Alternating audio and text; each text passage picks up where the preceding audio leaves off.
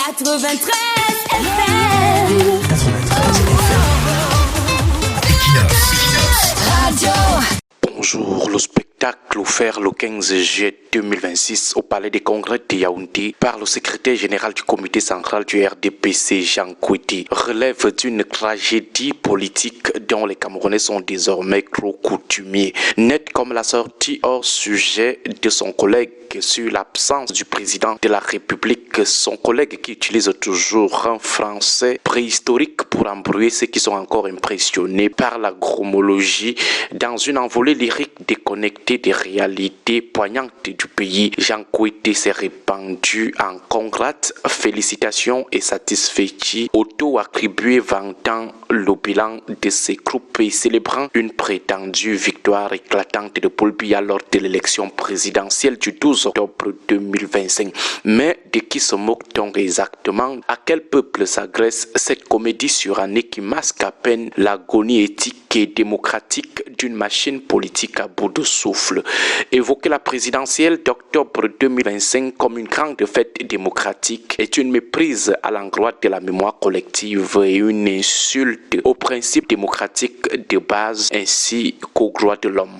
La victoire que Jean Kouiti célèbre est celle de la honte, un triomphe amer bâti sur des fraudes électorales massives, des procès-verbaux ouvertement falsifiés et des bourrages d'urnes méthodiquement orchestrés sous le regard bienveillant d'une administration instrumentalisée et les CAM et le Conseil constitutionnel. Plus grave encore, cette victoire proclamée est indissociable de la répression aveugle qui a suivi, marquée par des dizaines de citoyens fauchés par des balles réelles, abattus à bout portant, des milliers de personnes sauvagement torturées dans les geôles du régime et une jeunesse sacrifiée sur l'autel du maintien dogmatique au pouvoir.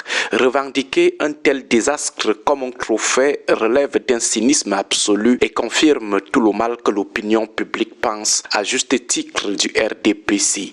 Au-delà de la fable électorale, ce séminaire stratégique d'intensification organisé par Kouiti révèle l'état de panique morale et de faillite constitutionnelle qui règne au sein du parti. Alors que les militants et l'opinion attendent désespérément la tenue d'un congrès ordinaire, instance suprême des décisions et des renouvellements démocratiques, le parti préfère organiser des réunions au sommet aux allures de palabres cosmétiques. Le RDPC n'a plus tenu de congrès depuis 2011, violant ostensiblement l'article 18 de ses propres statuts qui impose pourtant la tenue de ses assises tous les 5 ans. En piétinant sciemment ces textes fondamentaux, le parti s'est enfermé dans une querelle d'illégitimité statutaire criante.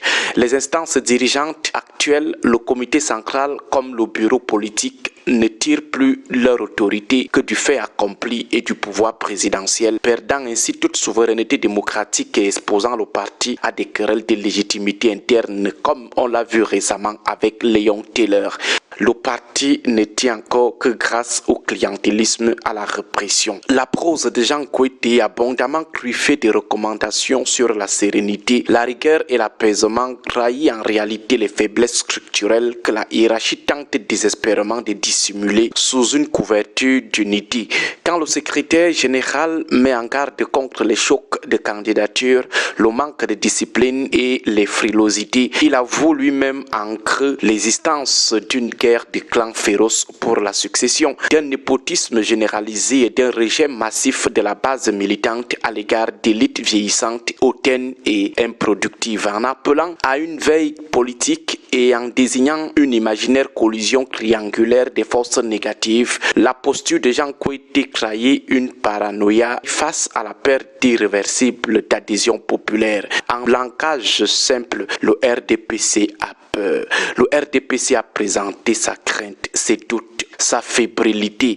L'argument comique de l'ennemi intérieur et extérieur ne prend plus, c'est donc un disque rayé. L'histoire politique retient que les régimes autoritaires s'effondrent souvent par l'excès de leur propre aveuglement. En refusant d'admettre ces dérives électorales, en piétinant la légalité de ses propres textes, en essayant d'instrumentaliser la peur et leurs fameuses histoires des ennemis intérieurs et extérieurs, le RDPC a démontré une fois de plus, à l'occasion de ses assises, qu'il n'est pas du tout serein. On peut donc conclure que derrière le maquillage de l'hégémonie de façade se cache la réalité d'un parti friable, hanté par ses crimes politiques et fragilisé par ses propres contradictions internes. Un parti qui peine à se relever des uppercuts que lui a asséné le peuple camerounais lors de l'élection présidentielle de 2025. Un parti incapable de renouveler ni ses cadres ni ses idées et irréversiblement condamné par l'aspiration irrésistible des citoyens au changement et à la justice. Bref, un parti déboussolé qui essaye de colmater les brèches. Bon début de week-end à vous tous. Que Dieu et nos ancêtres continuent de protéger le Cameroun. 93 FM.